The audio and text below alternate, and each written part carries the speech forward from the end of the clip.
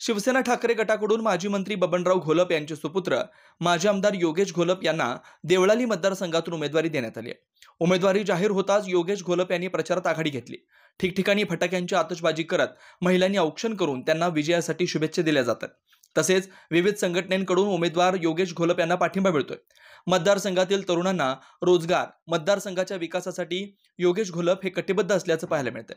शुक्रवारी महायुतीतील उमेदवारांच्या प्रचारार्थ शिवसेना ठाकरे गटाचे सर्वेसर्वा उद्धव ठाकरे यांची नाशिकमध्ये सभा आयोजित करण्यात आली होती।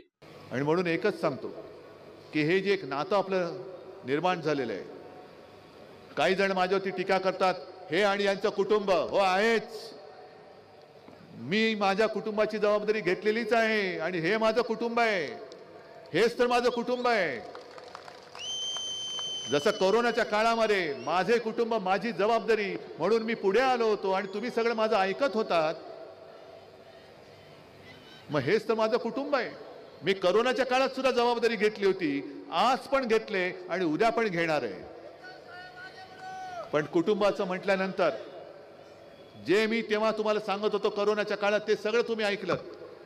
त्याच नात्याने मी आज तुम्हाला सांगतोय, तमाम जनतेला सांगतोय की तुम्ही कोणत्याही पक्षाचे असाल, पण जो महाराष्ट्राचा घात करायला निघालाय, जो आपला महाराष्ट्राचा गुजरात करायला निघालेला आहे, अशा कोणत्याही उमेदवाराला मत तुमचं मिळता कामा नये, मत जाता कामा नये। प्रत्येक मत हे तुमच्या भविष्यासाठी आणि आपल्या महाराष्ट्रासाठी त्या 20 तारखेला पडलं पाहिजे। मंजूर आहे?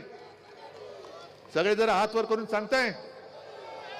मग एवढे हात जर का एकत्र आले तर कोणाची हिम्मत आहे महाराष्ट्र लुटायची?